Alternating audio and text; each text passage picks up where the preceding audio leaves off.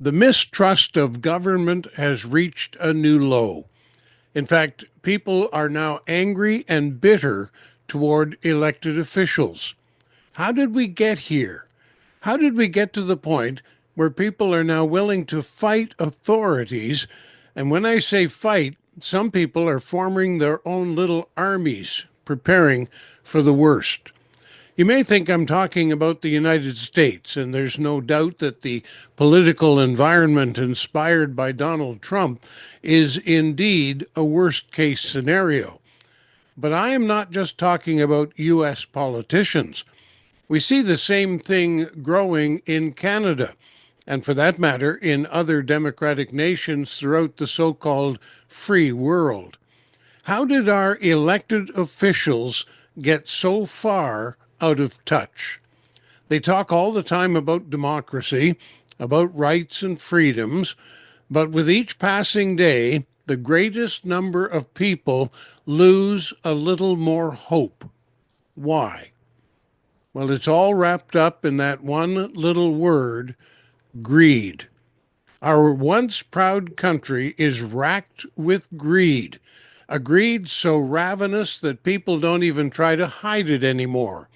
The gap between rich and poor is now of Grand Canyon proportions.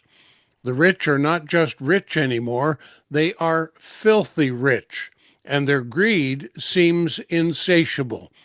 And where are the politicians? What are they doing about the imbalance? Well, some are already among the filthy rich, and their role is to protect that elite. Some politicians are in the middle, and they see their role as protectors of the so called middle class. That's actually the level of income earners who properly pay and fill the tax coffers. But what about the poor?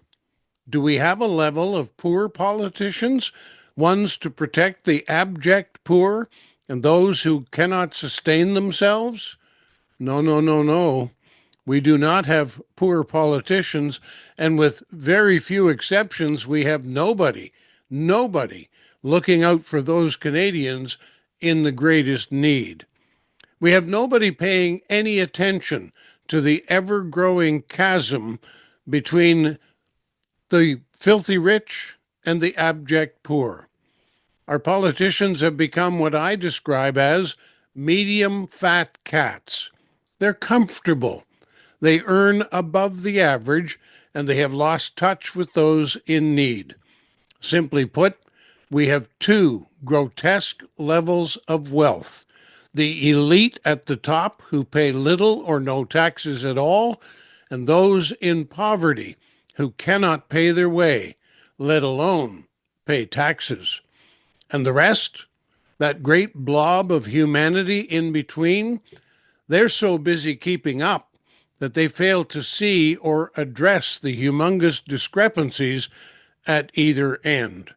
And the saddest part of all, the solution is so simple. The solution is simply close the gap. If the wealthiest actually paid a fair tax, there would be more than enough to raise the floor of income while affording all the programs Canadians need.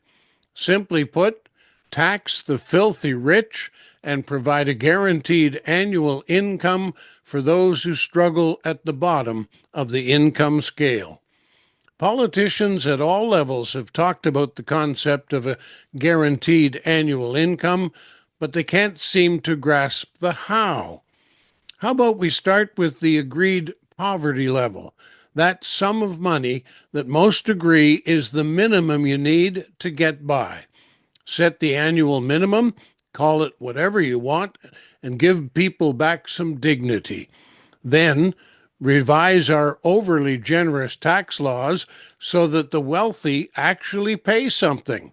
Lord knows they can afford it. Will somebody abuse the system?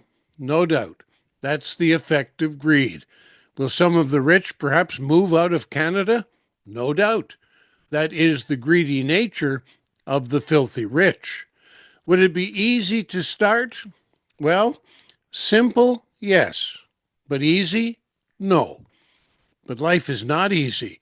and waiting for an easy solution is just a cop-out. Look at the U.S.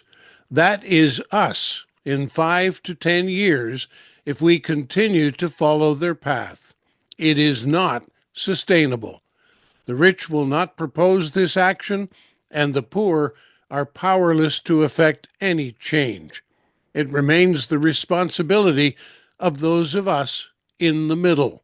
It is our job to look out for everyone else because they are too busy looking out for themselves. At least, that's my view. I'm Bill Martin.